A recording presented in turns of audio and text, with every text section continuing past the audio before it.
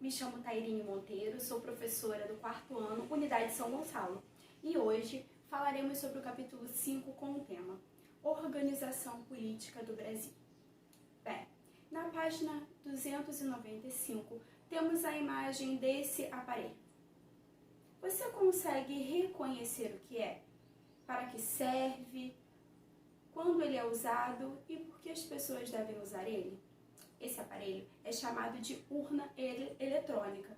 Ele serve para votar ou para registrar o voto de cada indivíduo. E ele é utilizado durante as eleições. Usar essa urna é exercer o nosso direito de votar em nossos representantes, exercendo assim a nossa cidadania. Na página 297, vamos entender um pouco como isso acontecia lá no passado. No Brasil, as formas de governar e como os governantes eram escolhidos mudaram muito com o tempo. Em 1500, quando os primeiros portugueses chegaram no Brasil, eles eram governados por um rei, Dom Manuel I. Mesmo ele morando em Portugal, bem distante daqui, de lá ele governava todo o território brasileiro. Por isso, o Brasil era chamado de colônia, pois não tinha um governo próprio. Então, era representado pelos donatários das capitanias. Mas quem eram esses? Eles eram membros da nobreza portuguesa que recebiam do rei extensos lotes de terra. Eram 12 donatários e poderiam ser transferidos esses lotes de terras, hereditariamente ao filho mais velho. Entre 1822 e 1889, depois que o Brasil se tornou independente, nosso país deixou de ser uma monarquia liderada por reis e passou a ser um império liderados por imperadores. Os dois imperadores que tivemos foi o Dom Pedro I e depois o seu filho, Dom Pedro II. A partir de 1889, com a proclamação da República, o Brasil passou a ser governado por um presidente escolhido pelo povo, finalmente. Criou-se então os 3 poderes: o poder legislativo, executivo e judiciário. Vamos aprender cada um desses. Mas antes, vocês já perceberam que todo documento oficial sempre aparece o nome completo do nosso país? Como essa certidão aqui, da página 298. Lá no alto dela, nós vemos o nome República Federativa do Brasil. Vimos esse nome também em passaportes, carteiras de identidades, carteira de habilitação, entre outros. E junto a ele há um dos símbolos nacionais, o brasão de armas da República. Esse brasão foi encomendado pelo nosso primeiro presidente, Marechal Deodoro da Fonseca. E o uso dele é obrigatório em todos os prédios públicos dos governos e quartéis também. Mas o que seria esse nome? República Federativa do Brasil. Na página 299 responde: nós somos uma república, ou seja, uma forma de governo onde o presidente ele é eleito pelo povo a cada 4 anos. É diferente da monarquia, onde o rei fica no trono liderando o país até morrer, passando assim para seu filho.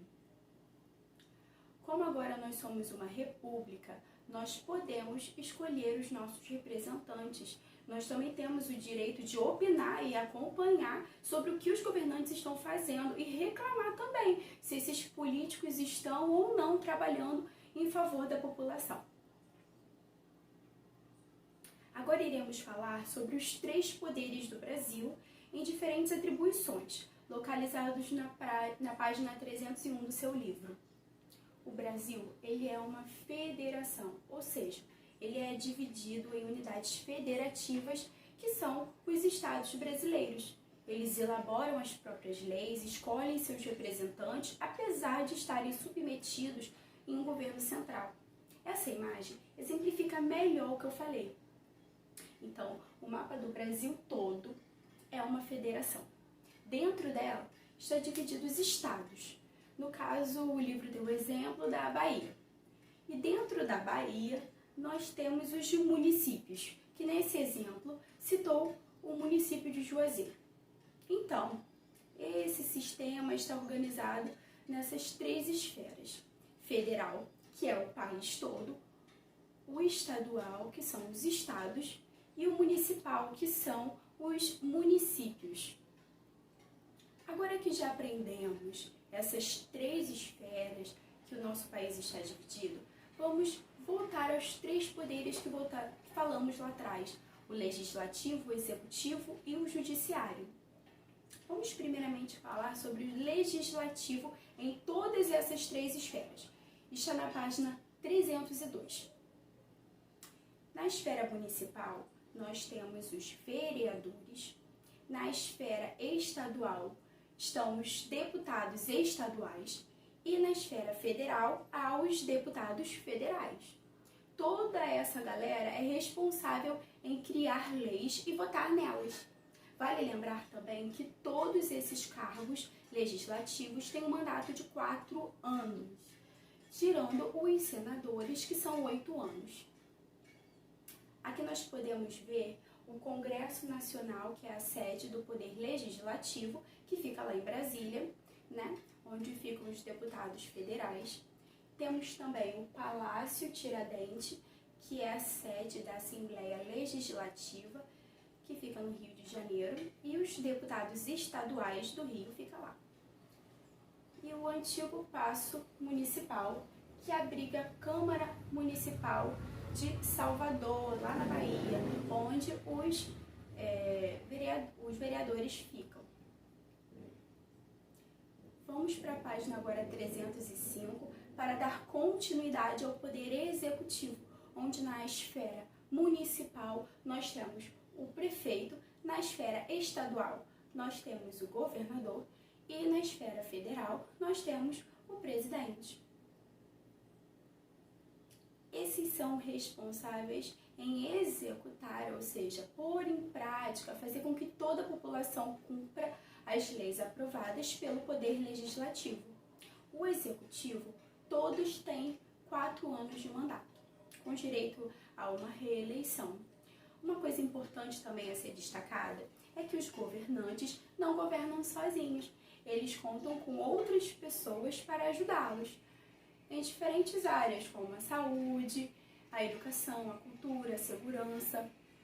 Essas pessoas são os ministros, no caso do presidente, e os secretários, no caso dos governadores e prefeitos.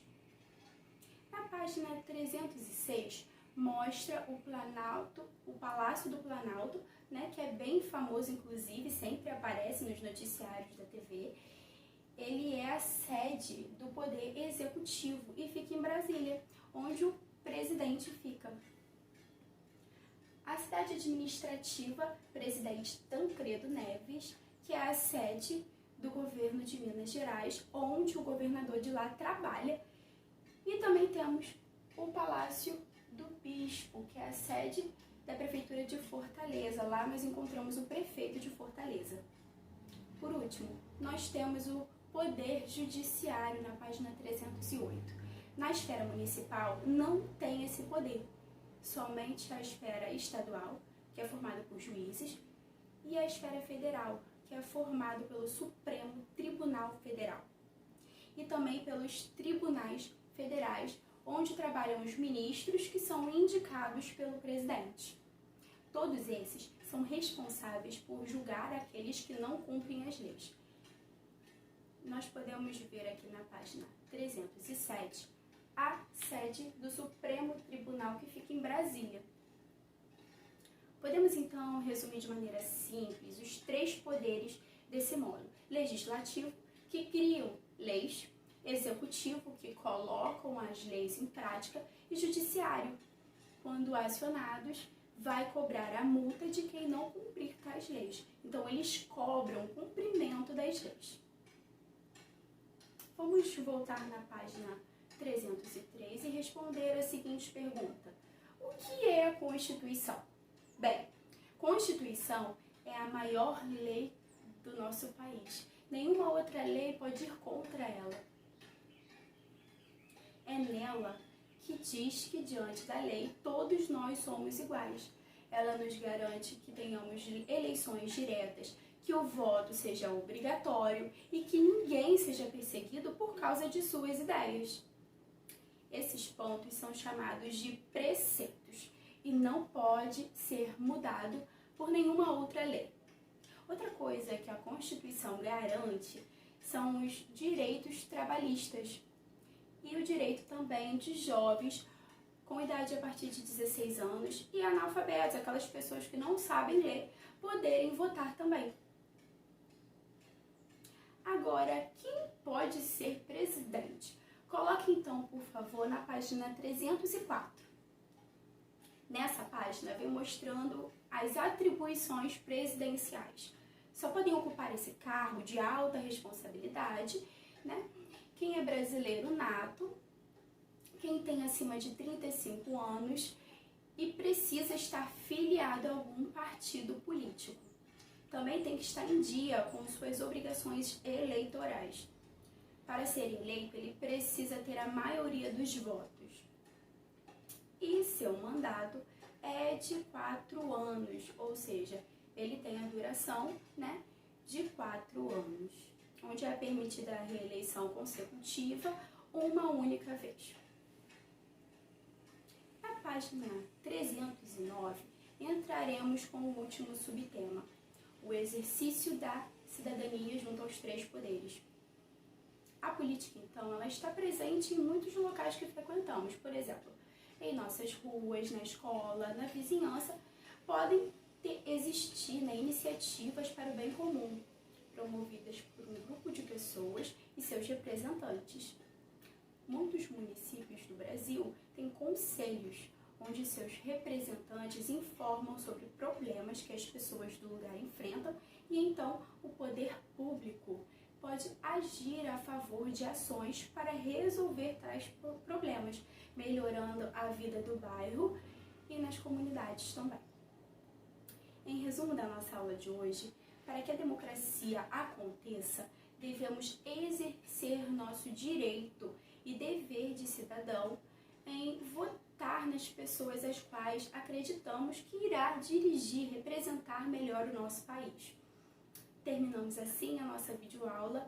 Bons estudos e até a próxima!